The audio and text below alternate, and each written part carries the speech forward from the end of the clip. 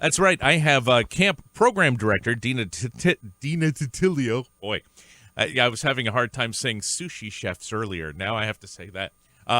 Dina, thank you so much for coming in this morning. And you've been here just about every year. I mean, for many years. Many, many years. It is truly one of my most favorite weeks of the year.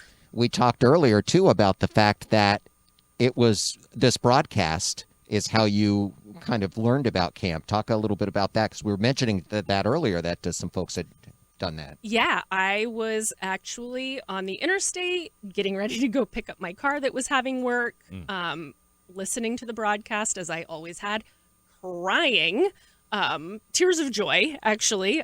Great stories being shared, as always. And came in to drop off my donation and met Dave Caterino and met Ted Kessler and Grace Emery, and went home that night and filled out an application. And the rest is history. That was probably 14 years ago now. That's pretty amazing. When you're standing in this little room with Christmas decorations, you don't realize how you're reaching out and touching people, right? And here you are, proof. That's awesome. It's so true. So talk a little bit about your work as program director, because you've had a rough year this year. You've had to reinvent the wheel, quite literally. It was interesting when the decision was made to go virtual. There was a moment when panic a little bit of, hey, everything that we've done for the past, 35, 36 years, and what I've done for the past 13 years, you have to relearn.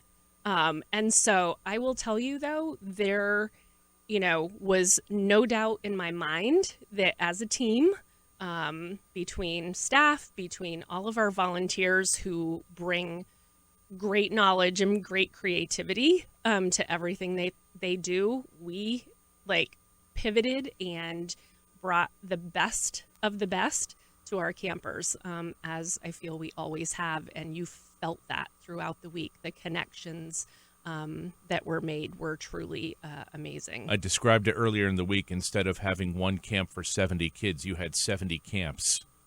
And just to get that piece of it together and out to all those kids, and caravans of cars going around, and parades, and showing up at kids' houses with their package and then you had a box and had layers for each day, right? Is that sort of how it was? Yeah, we had envelopes for each day so that things would be a surprise still. So that factor was still in there. So different things tucked into those envelopes, and supplies, and things put in plastic bags. And I think Patrick put it best, small but very mighty parades went out to, I think, 7 when I scheduled them out and planned them, 7 different areas of Vermont and New York to deliver some camp magic to our campers who truly, truly needed it.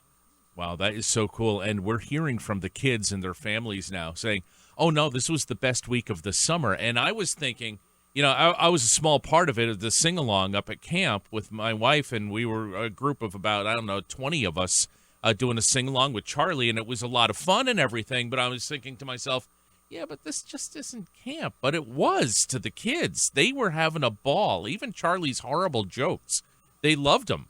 Charlie's jokes are Charlie's jokes. That's just the way that goes. And so, the kids love that despite. And yeah, those sing-alongs, all of those things that are deep traditions in camp were very important to keep in the week as well. As much as it was different, we wanted that familiarity and some things that kids look forward to each and every year in the summer at camp. Well, I think folks who are listening right now who might have given last year might have assumed that nothing happened, and that couldn't be farther from the truth. That is so far from the truth. I mean, when, in planning these things, the additional layers that are added to the planning of these programs is incredible once you kind of put it down on paper. But to see the smiles on these kids' faces when, the Zoom cameras were up and activities were happening and they were just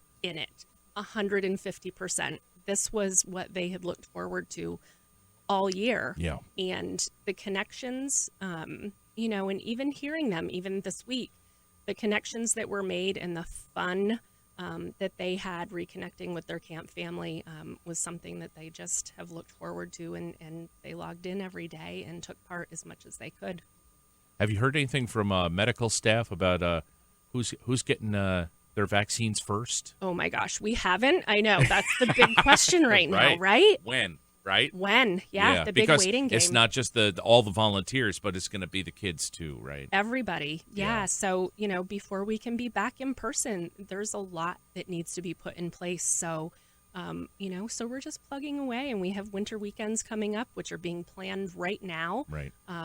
So we're busy. We're still at it. And honestly, you know, these kids are so used to being in isolation through their treatment. This is not anything new to them. So the joy that camp can bring to them is probably more important right now than ever before. Yeah, because everything's, if you think your activities in life have been cut short in 2020, imagine these kids who go through this all the time, plus absolutely. COVID, Yeah, absolutely. And just the familiar feeling of, even though they're through treatment, that familiar feeling gets brought back very quickly. Oh yeah. So any joy, again, and magic that we can bring to them is incredibly important.